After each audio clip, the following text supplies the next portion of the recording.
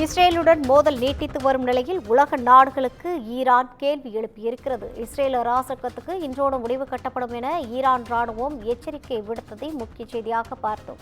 ஈரானின் வெளியுறவு அமைச்சகம் மீது இஸ்ரேல் வான்வழி தாக்குதலையும் நடத்தியது. இதுகுறித்த கூடுதல் விவரங்களோடு இணைகிறார் நமது செய்தியாளர் காவ்யா. வணக்கம் காவ்யா, கூடுதல் விவரங்களை வழங்கலாம்.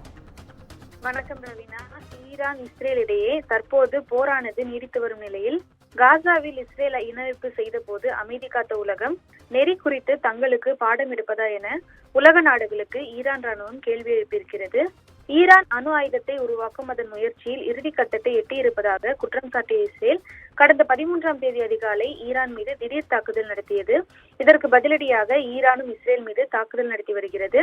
3வது நாளாக நீடித்த இந்த சண்டையில் ஈரான் தலைநகர் டெஹ்ரானில் உள்ள உலகின் 2வது மிகப்பெரிய எண்ணெய் சேமிப்பு கிடங்கு தீக்கிரையானது. இதே போல அந்நாட்டு பாதுகாப்பு அமைச்சக தலைமையகம் அணுசக்தி திட்டத்துடன் தொடர்புள்ள இடங்களை குறிவைத்து இஸ்ரேல் தாக்குதல் மேற்கொண்ட நிலையில் இதுவரை 20 குழந்தைகள், 14 அணு விஞ்ஞானிகள் உட்பட 244 பேர் பலியானதாகவும் 1200க்கும் மேற்பட்டோர் காயமடைந்ததாகவும் தகவல்கள் வெளியாகி இருக்கிறது. அதேபோல் ஈரானின் பதிலடி தாக்குதலில் இஸ்ரேலில் உள்ள பல்வேறு நகரங்களில் உள்ள கட்டிடங்கள் தரைமட்டமானதால் பொதுமக்கள் அச்சத்தில் வீதியில் தஞ்சமடைந்துள்ளனர். இதுவரை இஸ்ரேலில் 14 பொதுமக்கள் பேர் பலியாகிய நிலையில் 380 பேர் காயமடைந்திருக்கின்றனர்.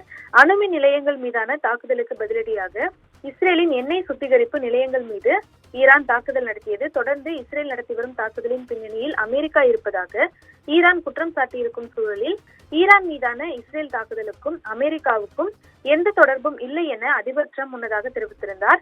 தங்களை பழிவாங்கும் விதமாக அமெரிக்காவை குறிவைக்க வேண்டாம் எனவும் எந்த வகையிலும் வடிவத்திலும் ஈரான் அமெரிக்காவை குறிவைத்தால் தங்களின் முழு பலத்தையும் காட்டுவோம் எனவும் டொனால்டு ட்ரம்ப் தெரிவித்திருந்தார். இதற்கிடையே அமெரிக்க அதிபர் டொனால்டு ட்ரம்பை கொல்ல ஈரான் சதித்திட்டம் தீட்டுவதாக இஸ்ரேல் பிரதமர் நேதன்யாகு குற்றம் சாட்டினார். இந்த நிலையில் இஸ்ரேலுக்கு ஆதரவாக அமெரிக்க கடற்படை களமிறங்குவதாக தகவல் வெளியாகி இருக்கிறது.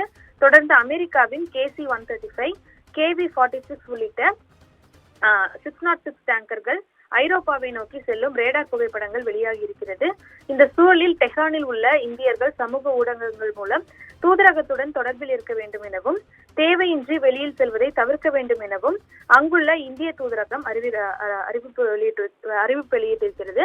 இந்த நிலையில்தான் இஸ்ரேலுக்கு ஆதரவாக அமெரிக்கா தனது ராணுவ பலத்தை தொடர்ந்து அங்கு அனுப்பி வரும் சூழலில் தற்போது உலக நாடுகளுக்கு ஈரான் ஒரு கேள்வி எழுப்பியிருக்கிறது.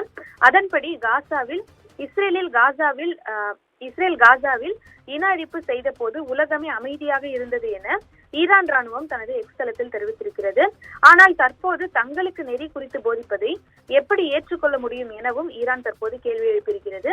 தொடர்ந்து காசாவில் இஸ்ரேல் நடத்திய தாக்குதலின் காரணமாக அந்த நகரமே தரைமட்டமாகி இருக்கும் அந்த ஒரு சிறிய வீடியோவையும் தற்போது ஈரான் இணைத்து உலக நாடுகளுக்கு இந்த கேள்வியை முன்வைத்துள்ளது குறிப்பிடத்தக்கது. விரிவான தகவல்களை வழங்கியமைக்காக நன்றி காவ்யா.